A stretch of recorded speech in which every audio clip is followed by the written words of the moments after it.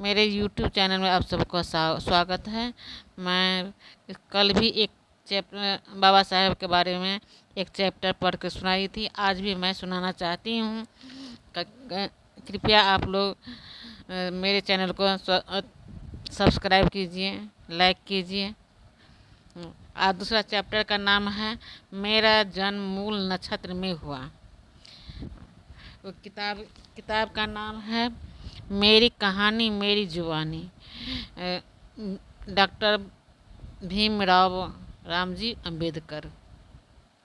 अनुवादक एवं संपादक प्रभाकर गजभियो। बीते जीवन की घटनाओं के स्मरण आने पर आंखों के सामने बचपना आ जाता है। मुझे 60 वर्ष हो रहे हैं, परंतु मेरा जन्म कब हुआ मुझे यह ज्ञात नहीं है। इसका परिणाम नहीं है। किसी ने मेरी जन्म तिथि की नहीं रखी है।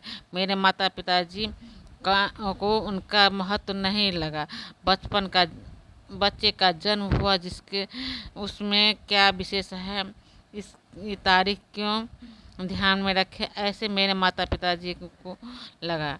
मेरी पत्रिका नहीं बनाए गए। मेरे पिताजी का ज्योतिष शास्त्र का अवगत था। वे मेरे भविष्य के बारे में असाधारणीय विचार व्यक्त करते थे। उनकी दिनचर्या नियमबद्ध थी। उन्होंने पाठशाला में मेरी जन्म तारीख दी है, वह सही होनी चाहिए। मेरा जन्म हुआ तब पिताजी सातवीं पयोनियोजित पलटन थे। मेरे माता पिता मूल रूप से कोनक निवासी थे, किंतु मेरे जन्म के समय वह मध्य भारत के मऊ में रहते थे। मेरे बचपन के दौरान जो बातें हुई है उससे ज्ञात हुआ कि मेरा जन्म रात के 12 बजे हुआ था। मेरा जन्म मूल नक्षत्र में हुआ था। ज्योतिष ने बताया कि लड़का मूल नक्षत्र में हुआ है, फलतः उसकी माँ मर जाएगी। पिताजी को कुछ विशेष नहीं लगा,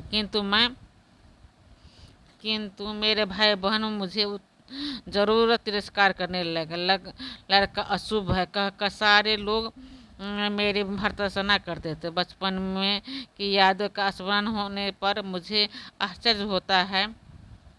12 साल तक मैं लंगोटी ही पहना।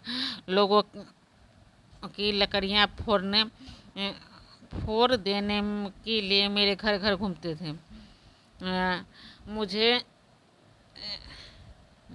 जिसका मुझे शौक था। माँ का निधन हो जाने पर मेरी बुआ ने मेरी परवरिश की। मैं छह माँ माली का काम किया। बंदर की भांति पेड़ पर चढ़ने की मुझे आदत थी। कंबल पेड़ पर लटका कर उसका झूला करके मैं वहीं सोता था। वह पेड़ हमारे घर के सामने था। पेड़ के नीचे कूड़े का ढेर था। पेड़ से उतरना नहीं था, बल्कि कूड़े के ढेर पर छलांग लगाता। ढेर की राख मेरे बदन पर उड़ती। उस समय गांव में प्लेग था। लोग मेरी ओर उंगली दिखाकर कहते, इतने लोग मरते हैं, किंतु ये क्यों नहीं मरता। मेरी बुआ को बहुत बुरा लगता। वह उसको कहती थी, बच्चों को कुछ ना बोलो।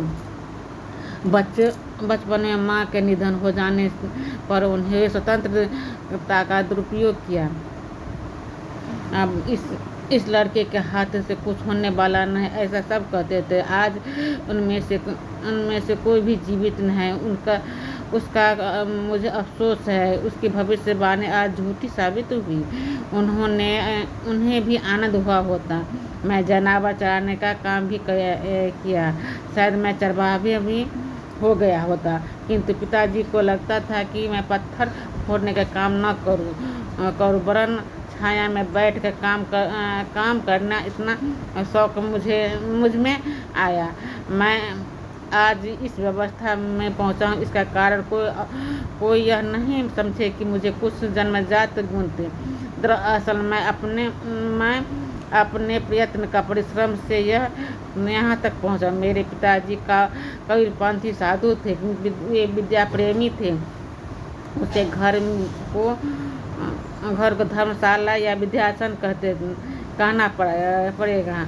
मैं 12 वर्ष तक का होने तक पिताजी मुझे रामायण महाभारत आदि ग्रंथ का पारायण करवाया।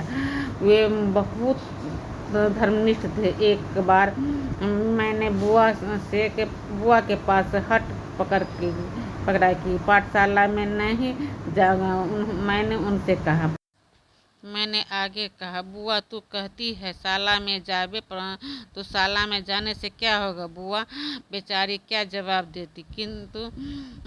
परंतु मेरे पिताजी ने कहा, द्रोण ब्राह्मण था, फिर भी वह महान योद्धा हुआ। हम गरीब हैं, फिर भी विद्वान क्यों नहीं हो सकते हैं? उनके कथन का मेरे मन पर बहुत परिणाम हुआ। अतः आप लोगों से अनुरोध है कि मेरे चैनल को